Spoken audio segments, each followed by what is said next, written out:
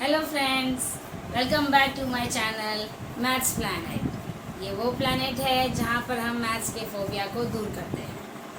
तो चलिए, हम लोग अपने प्रीवियस वीडियो में क्या डिस्कस किया था, याद होगा। हम लोग क्लास 9 का चैप्टर का रेशनल नंबर पढ़ रहे हैं, जिसके हम लोगों ने 5 पार्ट्स कंप्लीट कर चुके हैं। At least I think 6 part complete कर चुका है। लास्ट टॉपिक अगर आपको याद होगा तो हम लोगों ने terminating decimal and non terminating decimal cover किया था।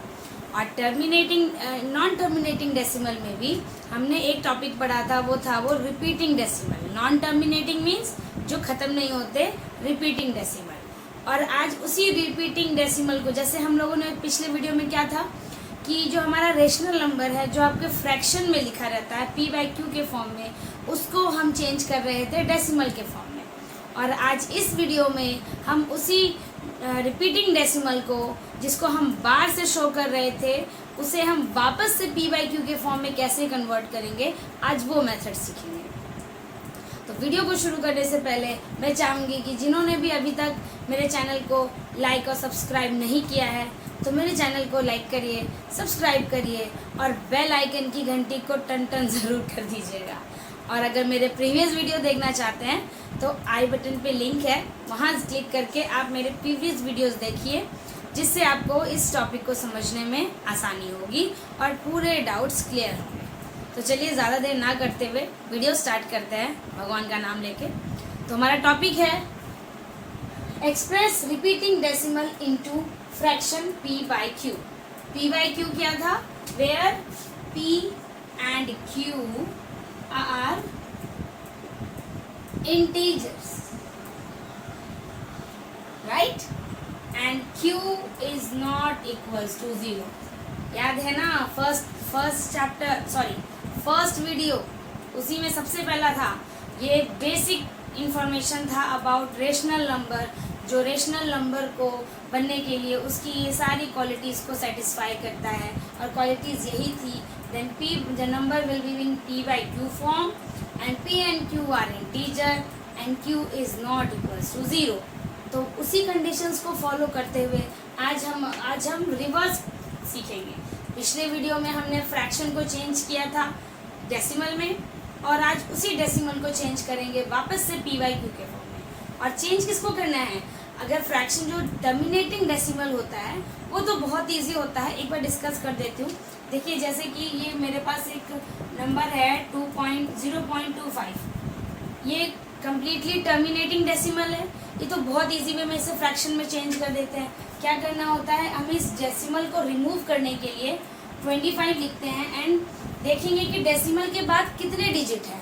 2 डिजिट है, तो हम जानते हैं किसी के नंबर पे भी डिनोमिनेटर में जहाँ कुछ नहीं होता वहाँ पे 1 होता है। ये सेल्फ अंडरस्टूड है कि वहाँ 1 होता है। बस देखते हैं कि पॉइंट के बाद कितने डिजिट है। 2 डिजिट है, तो हम 2 0 लगा देते हैं। तो देखिए कितना ईजीफुल हम लोगों ने डेसिमल को फ्रैक्शन में चेंज कर दिया, राइट?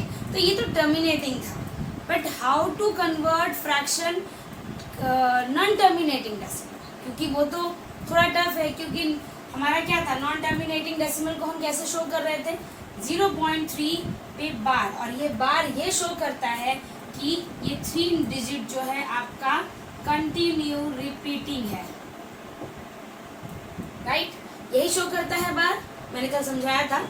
हाँ, तो ये अब हम बताइए कैसे हम पॉइंट को रिमूव करें और डिनोमिनेटर में कितने 0 लगाएंगे।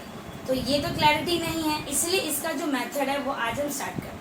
देखिए क्या है, सबसे पहले हमें इसको लिख देती हूँ अच्छे से, 1 मिनट।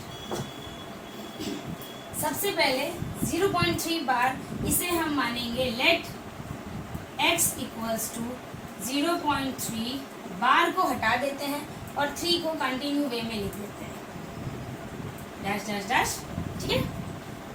x हमने इतनी वैल्यू को x मान लिया, ठीक है। अब हमें क्या करना है, हमें ये देखना है कि कितने डिजिट पे बार है। 1 डिजिट पे बार है ना?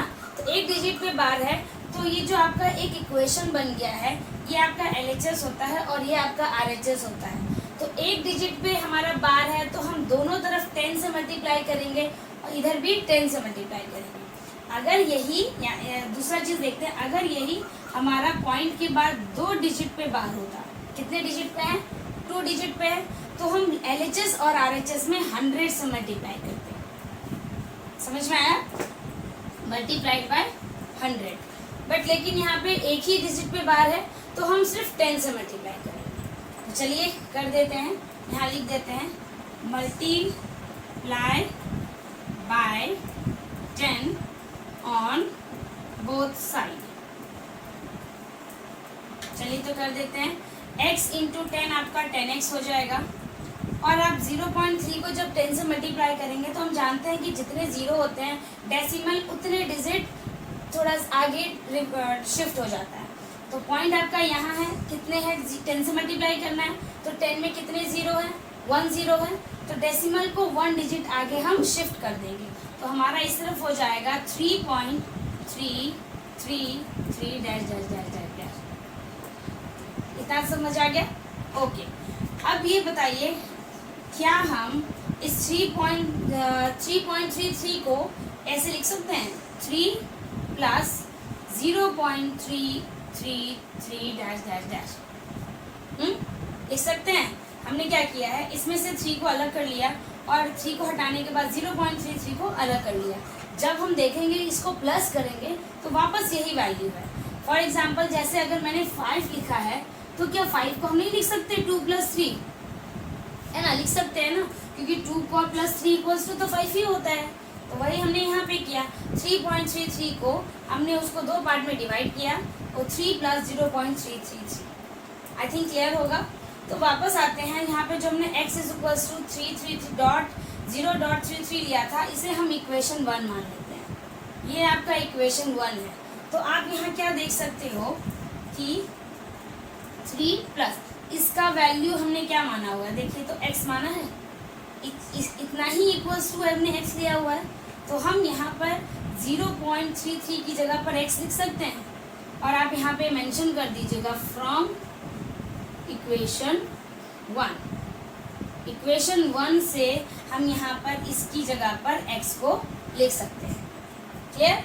चलिए अब क्या करते हैं, हम x वेरिएबल को एक तरफ कर देते हैं। ये 10x हो जाएगा, ये आपका इधर x प्लस में है। जब हम उसे RHS से LHS की तरफ लाएंगे तो ये पॉजिटिव है वो, और इधर आकर हमारा नेगेटिव हो जाता है। जानते हैं कि वेरिएबल्स या नंबर्स को जब हम एक LHS से RHS करें या RHS से LHS करें तो साइन रिवर्स हो जाता है, प्लस बन जाता है माइनस और माइनस बन जाता है प्लस। ठीक है, चलिए अब आगे देखते हैं। अब हम माइनस कर सकते हैं 10x में से x, क्या आएगा हमारा 9x। 9x = 3। सो x अब हम ये रहने देते हैं और 9 जो x के साथ मल्टीप्लाई के फॉर्म में है उसको जब हम दूसरी साइड मीन्स RHS की तरफ भेजेंगे तो मल्टीप्लाई है तो उधर जाके किस फॉर्म में हो जाएगा, डिवाइड के फॉर्म में हो जाएगा। तो हम इसे लिख सकते हैं 3/9। ये हमारा x = 3/9 आ गया। आप चाहें तो इसको हम लोएस्ट फ्रैक्शन में भी कर सकते हैं क्योंकि ये अभी कॉमन फैक्टर है तो डिवाइड हो सकता है। 3 1 = 3, 3 3 = 9, तो क्या लिख सकते हैं 1/3। तो हमारे x की वैल्यू कितनी आ गई 1/3, राइट।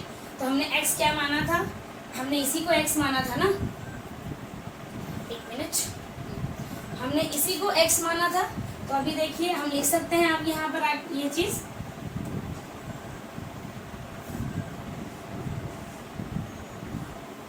हमने इतनी ही वैल्यू को x माना था और इसे ही तो हमें p/q के फॉर्म में करना था। तो चलिए तो हमारा आंसर यहाँ पर आ चुका है। x = 1/3 मीन्स 0.3 बार = हमने क्या ले आया 1/3 इज योर आंसर। क्लियर हुआ? बहुत इजी है। चलिए आपको एक डिजिट वाला अब समझ में आ गया है। तो अगर ऐसा क्वेश्चन आ जाए जिसमें 2 डिजिट पे बार हो उसे कैसे बनाएंगे, उसका भी एग्जाम्पल आपको करके दिखा देती हूँ तो आपको समझ में आ जाएगा। ठीक है, चलिए इसको भी देख लेते हैं।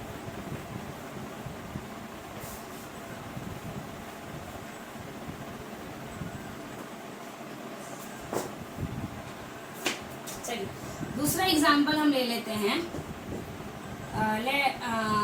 0.16 बार। चलिए अब हमने ले लिया 0.16 पे बार। अब इससे बार से आप क्या समझ रहे हैं कि हमारा एक नहीं 2 डिजिट रिपीट हो रहा है। तो इसे हम कैसे लिख सकते हैं, लेट x = 0.1616 16 कंटिन्यू। 16 पे बार है यानी 1 भी रिपीट हो रहा है और 6 भी रिपीट हो रहा है, तो हमें दोनों को रिपीट करना होगा ना। तो चलिए अब समझ में आ गया। तो अब हमें क्या करना होता है, हमें अब मल्टीप्लाई करना है LHS और RHS में। उसके अब हम किससे मल्टीप्लाई करना है, उसके लिए हम क्या देखते हैं, उसके लिए हम ये देखते हैं कि बार कितने डिजिट पे है। 2 डिजिट पे है बार, तो मैंने क्या कहा था 2 डिजिट पे है तो किससे मल्टीप्लाई करेंगे, 100 से, क्योंकि 2 0 आता है इसमें। तो हम क्या लिखते हैं यहाँ पर, multiply by 100 on both side. Correct, चलिए कर देते हैं। इधर आपका हो जाएगा 100x, अब इधर आपका हो जाएगा 100 में 2 0 है तो पॉइंट हमारा 2 डिजिट आगे शिफ्ट हो जाएगा। तो पॉइंट के बाद 16, तो पॉइंट हमारा कहाँ जाएगा, 16 के आगे। तो यहाँ आ जाएगा, हम लिख सकते हैं 16.161616 डैश। ठीक है, अब फिर यहाँ पर 100x और इधर हम क्या लिख सकते हैं 16.1616 को 16 को अलग कर लेते हैं और उसके बाद प्लस 0.161616 को अलग कर लेते हैं। इसे हमने इक्वेशन 1 मानना है, वही चीज़ यहाँ पर इसको ज़रूर मानिएगा इक्वेशन 1। अब हमारा ये हो गया। अब हम देख सकते हैं 100x इक्वल्स टू 16 प्लस इसके इस वैल्यू को हमने ऑलरेडी यहाँ पर x माना हुआ है, तो इस समय हम इसकी जगह पर x लिख दें तो गलत नहीं होगा। x लिखे चाहे ये लिखे, बात एक है, राइट। और यहाँ पे मेंशन कर दीजिएगा इसका रीज़न कि फ्रॉम इक्वेशन 1। डन। चलिए अब x को इधर ले आते हैं। 100x minus x is equals to 16, 99x equals to 16, so x is equals to आपका 16/99। तो आपका वैल्यू आ गया हमारा x। हमने क्या लिया था 0.16 बार को चेंज करना था हमें फ्रैक्शन में, तो हमारा x is equals to value आया है 16/99। तो देखिए हमारा फ्रैक्शन में आ गया।